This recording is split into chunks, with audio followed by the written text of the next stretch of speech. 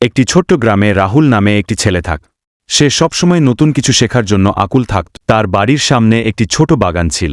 একদিন রাহুল বাগানে বসেছিলেন, হঠাৎ লক্ষ্য করলেন গাছের নিচে একদল ছোট পিঁপড়ে আসছে। গাছের নিচে ছোট ছোট পাথরের ফাঁক দিয়ে পিঁপড়েগুলো একে একে অদৃশ্য হয়ে যাচ্ছিল। অবাক হয়ে রাহুল তীক্ষ্ণ দৃষ্টিতে তাকিয়ে রইল, ভাবছিল তারা কি কিছু আবিষ্কার করেছে। সে মনে মনে ভাবল, এত বড় জায়গায় এত ছোট পিঁপড়েরা কিভাবে তাদের পথ খুঁজে পায়।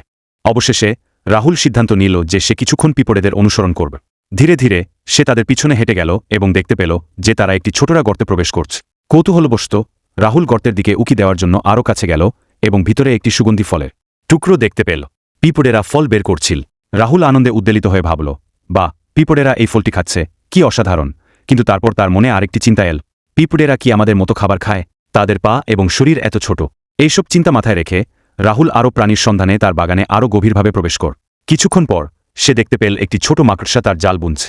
মাকড়সার জালটি খুব সাবধানে এবং সুন্দরভাবে একটি গাছের ডালে ছড়িয়ে আছে। আবারও রাহুল ভাবল, মাকড়সা এত সুন্দর জাল কিভাবে বানায়? তারা কি বুনতে জানে? রাহুল আরও জানতে চাইল। তার চোখের সামনে একটা সম্পূর্ণ নতুন জগৎ উন্মোচিত হল। সে বুঝতে পারল যে প্রকৃতির প্রতিটি প্রাণী তার নিজস্ব অনন্য উপায়ে বাস করে এবং তাদের পরিবেশে কিভাবে বেঁচে থাকতে হয় তা বোঝে। এই সব দেখে রাহুলের কৌতূহল আরও বেড়ে গেল। সে বুঝতে পারল যে প্রকৃতির প্রতিটি প্রাণী তার নিজস্ব অনন্য উপায়ে বাস করে এবং তাদের পরিবেশে কিভাবে বেঁচে থাকতে হয় তা বোঝে। এই সব দেখে রাহুলের কৌতূহল আরও বেড়ে গেল।